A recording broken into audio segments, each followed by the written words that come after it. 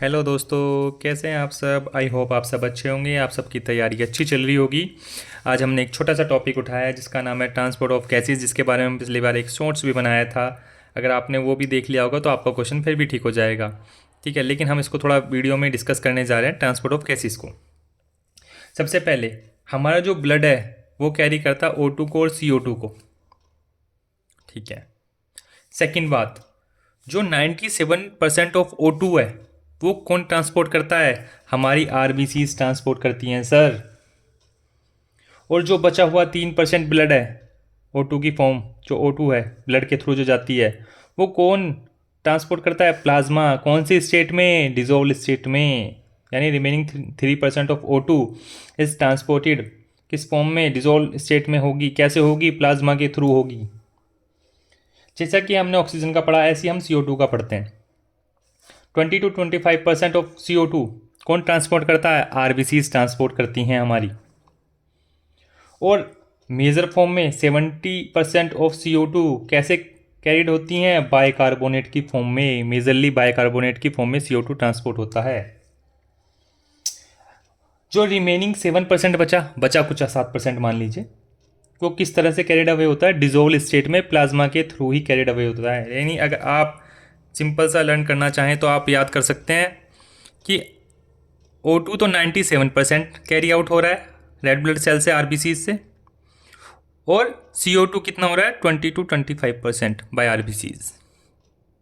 जब प्लाज्मा की बात आएगी डिजोल्व स्टेट में तो O2 कितना है? Remaining 3% only. और वाइल CO2 की अगर बात करते हैं डिजोल्व स्टेट में प्लाज्मा के थ्रू, कितना है? 7%।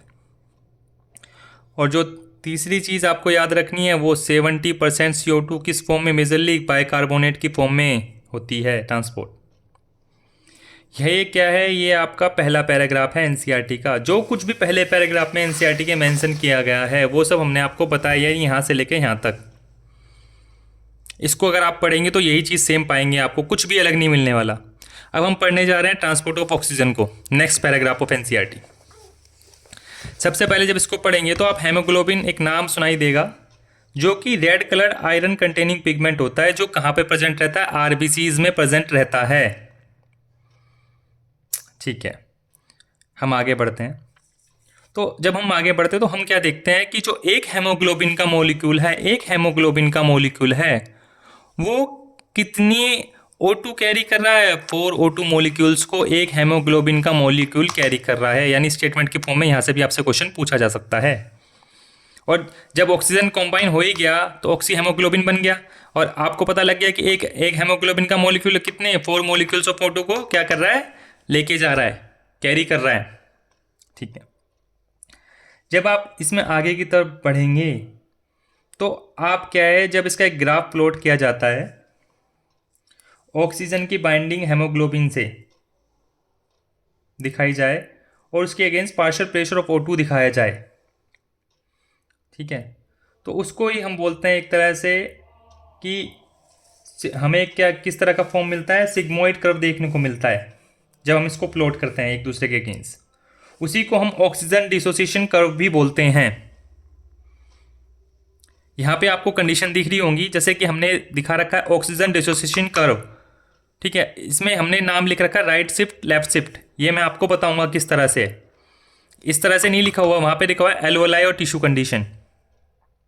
बस पहले आप ये जान लीजिए कि एक तरह से होता क्या है। यानी अगर मैं राइट शिफ्ट की बात कर रहा हूँ, फेवरेबल कंडीशंस राइट शिफ्ट की अगर मैं बात करता हूँ, तो ये कंडीशंस राइट शिफ्ट वहाँ पे देखने को मिलेगा जहाँ पे हमारा partial pressure of CO2 high होगा, राइट हैंड की तरफ शिफ्ट हो जाएगा curve. High concentration of H+ देखने को मिलता है। हाई टेम्परेचर जहां पे आपको देखने को मिलता है, वहां पे क्या है? ग्राफ शिफ्ट होगा राइट की तरफ। जहां पे आपको लो पार्शियल प्रेशर ऑफ O2 देखने को मिलेगा, वहां पे भी ग्राफ होगा राइट की तरफ शिफ्ट। जहां पे pH कम होगा वहां पे भी ग्राफ शिफ्ट होगा किधर की तरफ? राइट की तरफ। लेफ्ट शिफ्ट वाली कंडीशन क्या है? अगर लेफ्ट शिफ्ट में आप बात करेंगे तो इसकी रिवर्स कंडीशन कर दीजिए सर। यहाँ पे क्या है? यहाँ पे हाई था पार्शियल प्रेशर ऑफ CO2, लेकिन लेफ्ट शिफ्ट में क्या हो गया? लेफ्ट शिफ्ट में पार्शियल प्रेशर ऑफ CO2 क्या हो जाएगा? कम, डिक्रीज हो गया। यहाँ पे हाई H प्लस कंसंट्रेशन देखने को मिला था राइट शिफ्ट में, लेफ्ट शिफ्ट में क्या हुआ, लो H प्लस कंसंट्रेशन हो गया। यहाँ पे हाई टेम्परेचर देखने को मिल रहा था राइट शिफ्ट में, लेफ्ट शिफ्ट में क्या हुआ, आपको लो टेम्परेचर देखने को मिल गया। यहाँ पे लो पार्शियल प्रेशर ऑफ O2 देखने को मिला था राइट शिफ्ट में, लेफ्ट शिफ्ट में क्या हुआ, हाई पार्शियल प्रेशर हो गया O2 का। यहाँ पे pH कम हो रहा था, डिक्रीज हो रहा था, लेकिन लेफ्ट शिफ्ट में क्या हुआ, pH हमारा बढ़ गया। यानी अगर आपको एक शिफ्ट की कंडीशन याद है तो दूसरे की उसके अपोजिट कर दीजिए। अब इसी को हम क्या है, जो ग्राफ एनसीईआरटी में मेंशन है उसके थ्रू पढ़ते हैं। ठीक है, पहले आपको एनसीईआरटी दिखाते हैं हम। जो हमने अब तक बात की है, इस पैराग्राफ की हमने बात की है और इस पैराग्राफ की हम बात कर रहे हैं। इस पैराग्राफ में ये आपको नेचुरल कंडीशन नेचुरल डायग्राम दिखाई दे रहा है। ठीक है, ये percentage saturation of haemoglobin with oxygen है। और यहाँ पे क्या किया हमने, plot partial pressure of oxygen PO2 को हमने यहाँ क्या किया, प्लॉट कर दिया सर, PO2 को पार्शियल प्रेशर ऑफ O2 को प्लॉट कर दिया हमने यहाँ पे। ठीक है, अब इसी को हम एक्सप्लेन करने जा रहे हैं डिटेल में, यहाँ तक की कंडीशन को। सर स्टार्ट कीजिए। जी सर, देखिए सर, ये जो ब्लैक वाली मार्किंग आपको दिख रही है ना, ये हमारा एनसीईआरटी का डायग्राम है। और ऑक्सीजन डिसोसिएशन कर्व का जो ग्राफ होता है कैसा होता है, वो सिग्मोइड कर्व में ऑब्टेंड होता है। किस फॉर्म में, सिग्मोइड कर्व की फॉर्म में ऑब्टेंड होता है। जब हम परसेंटेज सैचुरेशन जो हम हेमोग्लोबिन का ऑक्सीजन के साथ है प्लॉट कर रहे हैं पार्शियल प्रेशर ऑफ O2 के साथ, तो हमें किस तरह का सिग्मोइड कर्व देखने को मिलता है। एनसीईआरटी में ये वाला डायग्राम है। अब हम आपको एक्सप्लेन करते हैं इसको। जो आप ऊपर की तरफ हरे वाला डायग्राम देख रहे हैं, ये वाला ब्लैक वाले से ऊपर की तरफ, यानी अगर वो लेफ्ट साइड की तरफ शिफ्ट हो रहा है तो लेफ्ट साइड की तरफ शिफ्ट कब होता है या कौन सी कंडीशन में होता है। ठीक है, हम ये एक्सप्लेन करते हैं आपको। अगर हमारा पार्शियल प्रेशर ऑफ O2 बढ़ जाता है, पार्शियल प्रेशर ऑफ O2 बढ़ जाता है, ठीक है, तो क्या होगा, जब पार्शियल प्रेशर ऑफ O2 बढ़ गया तो इसका मतलब हमने दो कंडीशन पढ़ी थी, पार्शियल प्रेशर ऑफ O2 और pH दोनों एक एक, जो पार्शियल प्रेशर ऑफ O2 में हो रहा है वही pH में हो रहा है। और जो तीन कंडीशन इसके अलावा बची, temperature, partial pressure of CO2H plus, इसके रिवर्स हैं।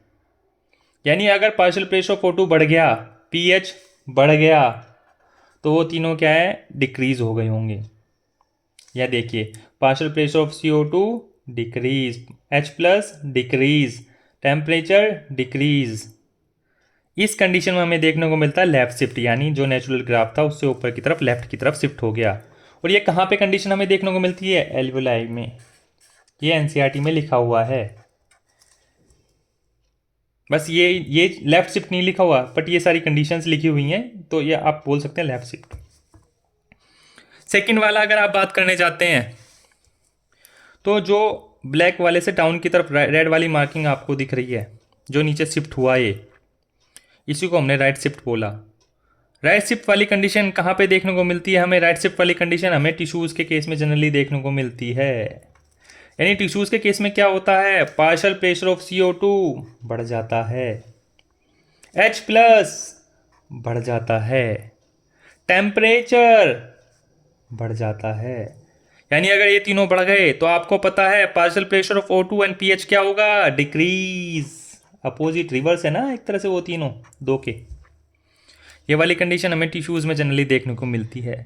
इसी को हमने क्या दिया, राइट शिफ्ट नाम, और ऊपर वाले को क्या दिया, लेफ्ट शिफ्ट नाम। यानी टिश्यूज़ और एल्वेलाई तो लिखा हुआ है, बट राइट और लेफ्ट नहीं लिखा हुआ है, तो ये आप समझ सकते हैं इससे।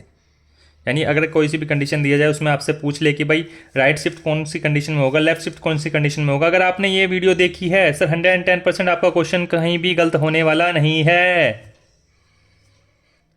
और एक स्टेटमेंट और उसमें डाली गई है, एवरी 100 ml, जो एवरी 100 ml ऑक्सीजनेटेड ब्लड है, वो कितना ऑक्सीजनेटेड ब्लड है, कितने ml ऑफ O2 को लेके जा रहा है, जो नॉर्मल फिजियोलॉजिकल कंडीशंस में 5 ml ऑफ O2 को लेके जाता है। और जब आप इससे अगला पैराग्राफ पढ़ेंगे तो उसमें क्या पाएंगे, उसमें जैसे यहाँ पे ऑक्सीजनेटेड ब्लड की बात की है, वहाँ पर 100 ml ऑफ डीऑक्सीजनेटेड ब्लड की बात की है, और क्या बोला है, वो कितने ml ऑफ CO2, यहाँ पे तो O2 पूछ लिया, O2 आएगा, डीऑक्सीजनेटेड ब्लड क्या आएगा, CO2, यानी 4 ml ऑफ CO2 को लेके जाता है कहाँ पे, एल्वेलाई में।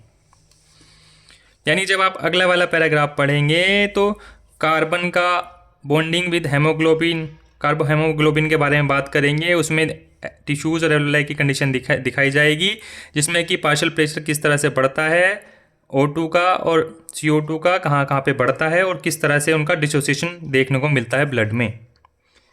और वहाँ पे एक एंजाइम की बात की गई है जो कि एंजाइम है कार्बोनिक एनाहाइड्रेज, जो कि आरबीसीज में जनरली देखने को मिलता है। ये सब नेक्स्ट वाले पैराग्राफ में दिखाया गया है। इसी के साथ हमारा ये छोटा सा टॉपिक कंप्लीट होता है और आई होप आपको ये वीडियो अच्छी लगी हो, इन्फॉर्मेटिव लगी हो। ऐसी वीडियोस को आगे जारी रखने के लिए या पढ़ने के लिए हमारे चैनल को लाइक कीजिए, सब्सक्राइब कीजिए। Thank you. और आई होप आपका अगर क्वेश्चन यहाँ से आता है तो 110% आप सभी का सही होगा और भगवान करे आप सबका सिलेक्शन हो। इसी के साथ हम इस वीडियो को एंड करते हैं। Thank you.